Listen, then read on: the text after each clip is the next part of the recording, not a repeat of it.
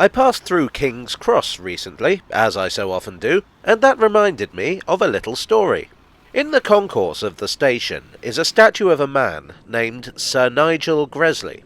That name probably means very little if you're not a train nerd, but he's one of the most famous locomotive engineers Britain ever produced. He's certainly worthy of a statue, but this statue has some controversy attached to it, and it involves a duck. So, who was this Gresle cat? Well, I'll tell you. Herbert Nigel Gresle was born in Edinburgh in 1876, and there's another memorial to him at Waverley Station. After a childhood and some education, he studied as an apprentice at Crewe and Horwich Works, owned by the London and North Western and Lancashire and Yorkshire Railways respectively. He rose through the ranks at the Lancashire and Yorkshire, becoming Assistant Superintendent of the Carriage and Wagon Department in 1904 at the age of 28. The following year, he took a job as the full Superintendent of the Carriage and Wagon Department at the Great Northern Railway, and 6 years later, in 1911, he was promoted to Chief Mechanical Engineer. That is, the guy in charge of design of all the locomotives, carriages, and wagons.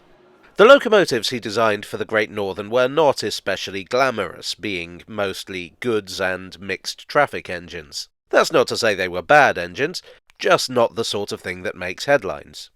Well, until 1922, when he unveiled the A1s. These were state-of-the-art express engines, the most famous of which today is the Flying Scotsman, built in 1923. Also in 1923, the Great Northern Railway would be taken over by the London and North Eastern Railway, at what was known as the grouping. This was a bit of a cutthroat time when dozens of railways across the British mainland were grouped together into 4 main companies. The career ladder for railway employees became a lot less clear as the positions at the very top drastically reduced. The London and North Eastern, I'll just say LNER from now on, everybody else does, was made up of 7 major companies and many smaller ones. Gresle was chosen to be the chief mechanical engineer of the LNER, but he nearly wasn't. The director's first choice was the chief mechanical engineer of the Great Central Railway, John Robinson. However, at 67 years old, Robinson didn't feel up to the job and proposed Gresle instead.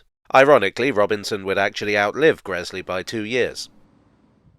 It was at the LNER that Gresle came up with his greatest works. He introduced articulated coaches, which are now a staple of modern train design. He designed a tender with a corridor to enable locomotives to change crews without stopping, and thus run non-stop between King's Cross and Edinburgh. The Flying Scotsman became the first engine to officially reach a speed of 100 miles per hour. In 1925 he would design the largest engine ever to run in Britain, the U1 Garratt, although apparently it wasn't a great engine. In 1935, the first of what might be Gresle's greatest locomotives, controversial opinion, took to the rails. These were the A4s. The 1930s were a time of intense competition on the railways, both within Britain and overseas. Every company wanted to provide the fastest, the most luxurious, and the most prestigious trains. The LNER's attempt was the Silver Jubilee, a fast train between London and Newcastle. The A4s were built to haul this. Inspired by the German diesel train, the Flying Hamburger, and also Gresle's friend Ettore Bugatti, these were the LNER's first full streamliners, intricately designed to be the fastest locomotives in the world. The first 4 were named Silver Link, Silver King, Silver Fox, and Quicksilver, suiting their intended purpose. The first, Silver Link, achieved a world record speed of 112.5 miles per hour. Suffice it to say, the LNER were pleased.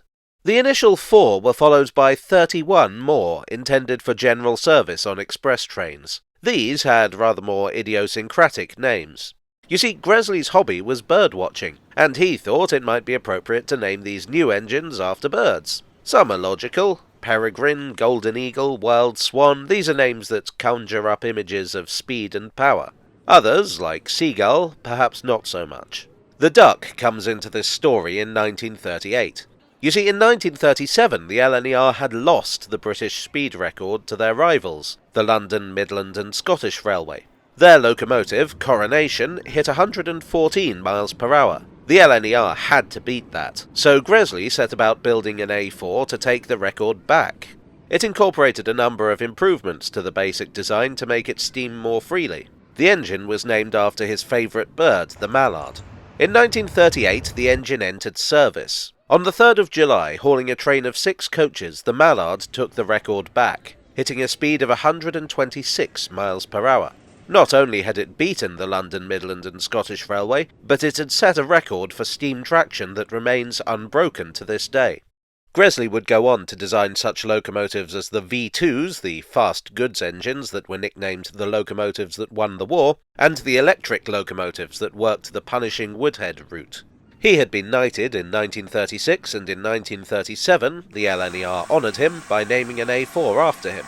He would pass away in 1941. 75 years later, on the 5th of April 2016, a memorial statue would be unveiled at King's Cross Station. This was where Gresle had his office, and it was the departure point for many of his most glamorous express locomotives. The sculptor was Hazel Reeves, and this was her first major public commission. And here is the controversy. In her original version, the statue included a duck at his feet. A mallard duck, no less. The thinking was that it would memorialize arguably his greatest achievement, but it would also attract people's interest. After all, as I say, not many people outside train nerd circles have even heard of Gresle. Enter Sir Nigel's family. 2 of his grandsons objected, arguing that it was demeaning. It developed into quite a row between Gresle's family and the Gresle Society. 3 prominent members of the society resigned over the matter, including Andrew Dow, the vice-chairman, Dennis Butler, the publicity officer, and Nigel Dant, whose idea the statue was. There were even protests after the unveiling, with the pro-duck faction showing up with rubber ducks to festoon the statue. A foul deed. But alas, the statue remained duckless, and does to this day. What opinions Sir Nigel may have had on the subject are unknown.